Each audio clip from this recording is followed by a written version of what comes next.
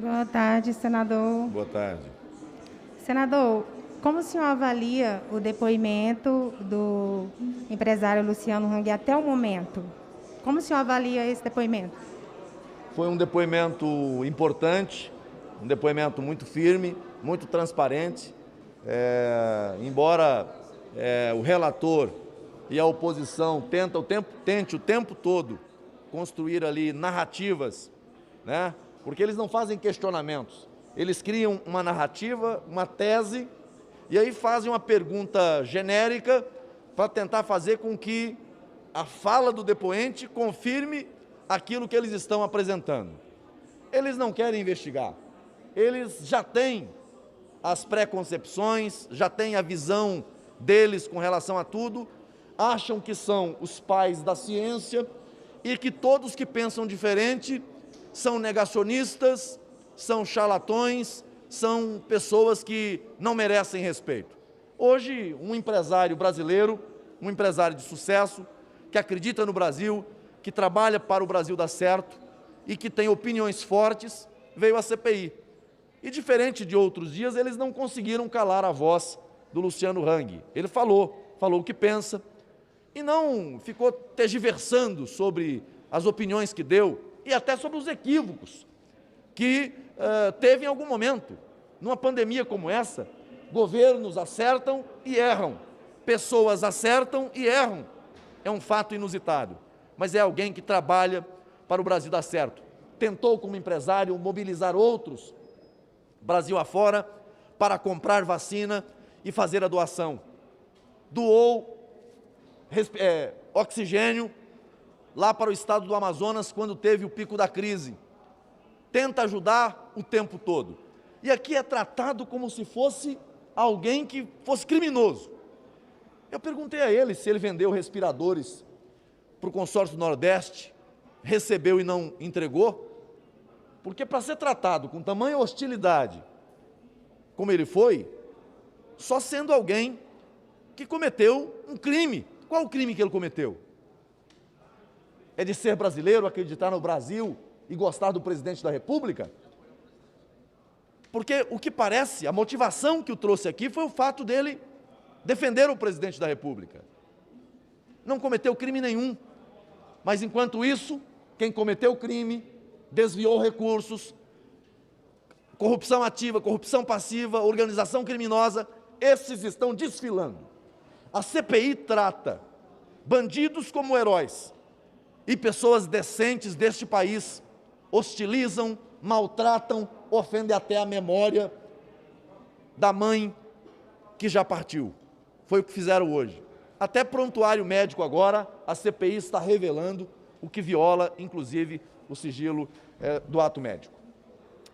Senador, amanhã a previsão é de ouvir o empresário Otávio Facuri, né? O que o senhor espera desse depoimento de amanhã?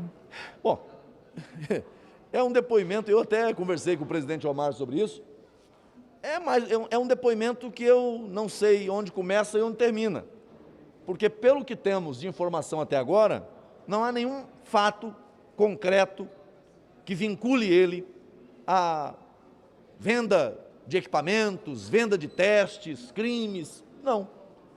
A CPI perde o tempo da comissão trazendo aqui quem não praticou crime, quem tenta ajudar o país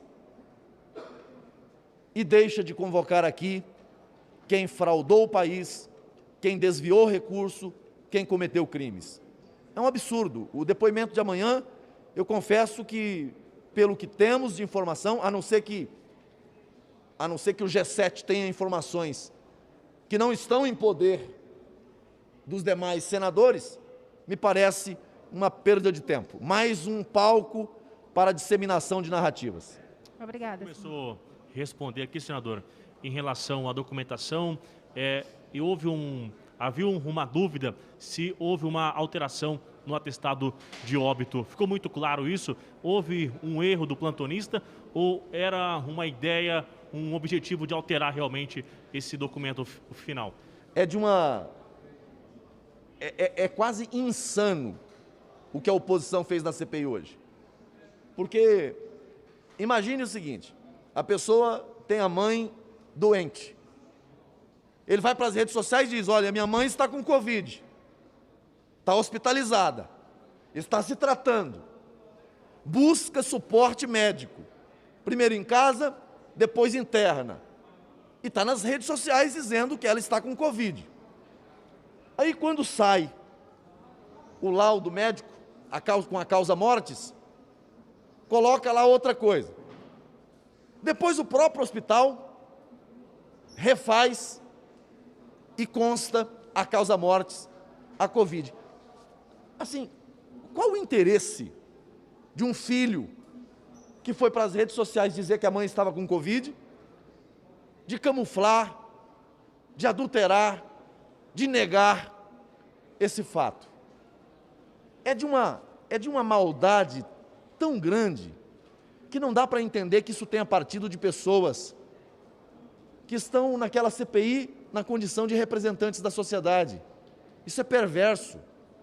Não bastasse a dor de ter perdido a mãe, alguém para essa doença, ter que passar por um momento desse. Lamentável, lamentável.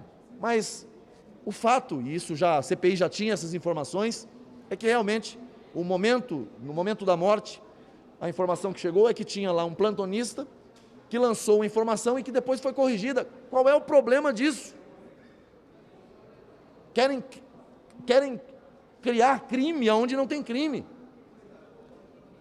Tentam criar narrativas a partir de fatos falsos. Não se sustenta, não para de pé. Essa CPI já deu, já cansou o Brasil.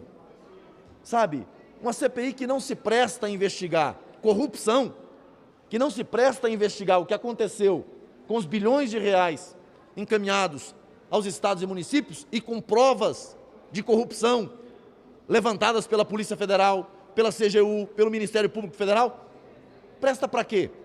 Aquilo ali, essa CPI virou um palco pré-eleitoral. Está cheio de pré-candidato ali dentro. Gente que usa a CPI como plataforma pré-eleitoral e outros que usam a CPI para atacar o governo na tentativa de enfraquecê-lo para o jogo eleitoral de 22. Não é isso que o Brasil espera. E os vídeos de hoje do Hang, com as suas respostas, existem alguns comentários e uma certa avaliação de que seja já um certo tipo de material para ser usado no ano que vem numa disputa eleitoral. O senhor também tem essa visão? Que seja realmente isso, esse material que será usado? Eu não tenho dúvida. Eles foram questionar o empresário sobre transações que teria tido com o BNDES de 20 anos atrás. Pegaram um vídeo de uma deputada, que na época não era nem deputada, falando da loja há não sei quantos anos atrás, e colocaram ali. Sabe o que é isso?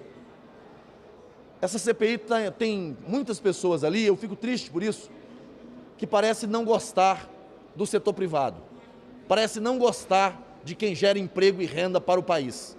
O que nós vimos ali hoje foi a tentativa de assassinar reputações, de ofender a memória de quem já não está mais aqui. Então, eu lamento, mas você tem razão. Boa parte daquilo que eles veiculam ali é na tentativa de preparar conteúdo para usar na campanha de 22. A eleição é no ano que vem. Nós temos que cuidar do Brasil hoje.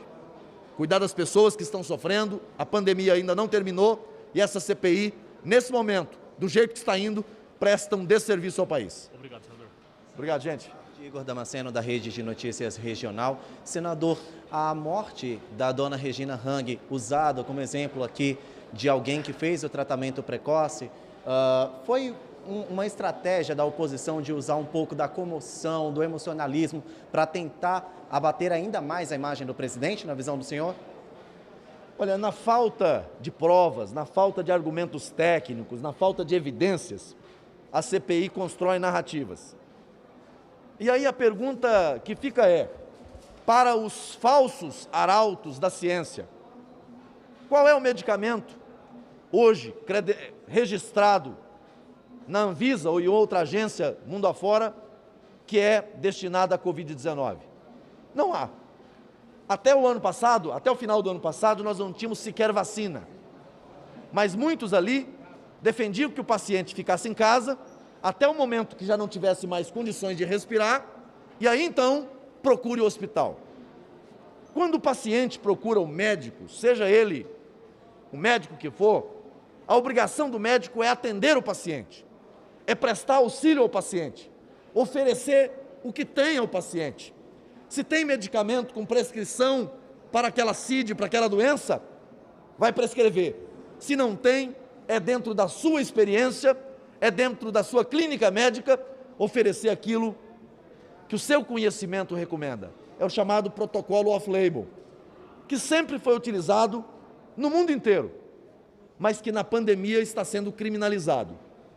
Será que realmente essa é uma boa linha de argumentação? Não. A cloroquina que matou, a ivermectina que matou, não foi a Covid, foi os remédios. E aqueles que não tomaram nada, e que quando foram para os hospitais e tiveram que ser entubados e morreram, quem é que matou essas pessoas? Foram aqueles que recomendaram não fazer nada? Então, não dá para fazer afirmações categóricas em relação a isso. Eu acho que a relação médico-paciente tem que ser uma relação sempre de confiança. Se o médico disser para tomar chá de boldo, que é bom para curar dor de barriga, é isso que o paciente vai fazer. Ele precisa confiar no médico.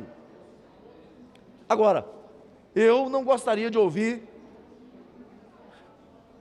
a CPI como autoridade em se tratando de recomendação de medicamento A ou B. Nem a CPI, nenhum outro. Opinião todos têm, mas a autoridade para indicar tratamento ao paciente é a autoridade do médico. Até isso eles tentaram criminalizar hoje. Eles queriam descobrir qual era a médica que tinha tratado a mãe do empresário para chamá-la de charlatã, de falsária, de anticiência.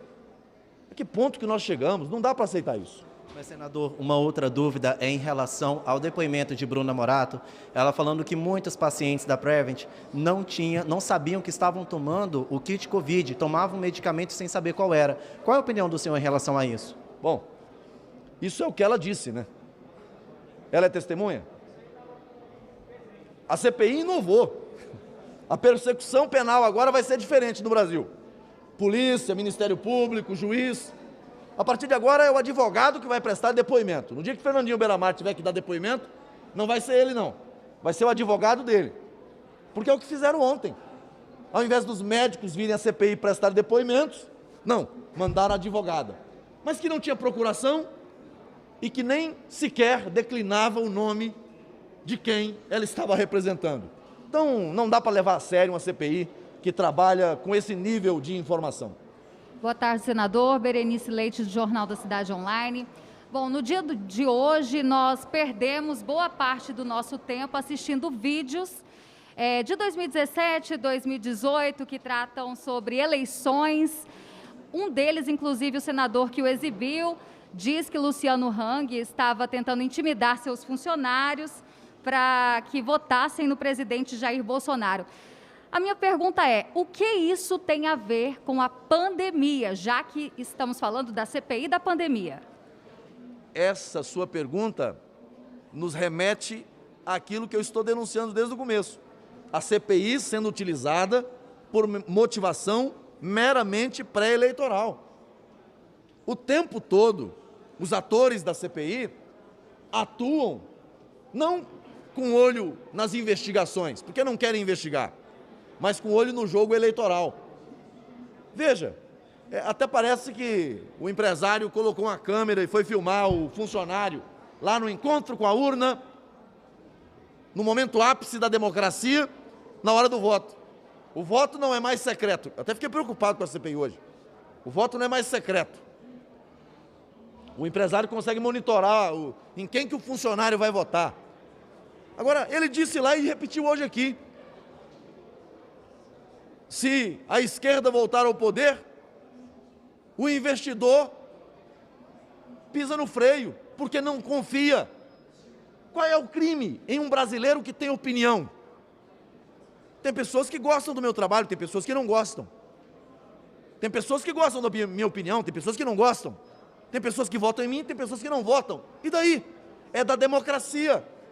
Agora, o Luciano Hang não pode ter opinião. E se essa opinião for em defesa do presidente Bolsonaro, aí é crime capital. Que país é esse? A CPI, hoje, apenas deixou se desnudar daquilo que nós já sabíamos. O jogo é pré-eleitoral. Trataram ali da opinião dele na campanha passada, colocaram ali situações de transações de 20 anos atrás da empresa dele, uma deputada que não tem nada a ver com a história. Então, assim, eu lamento que o Brasil esteja assistindo esse espetáculo circense lamentável.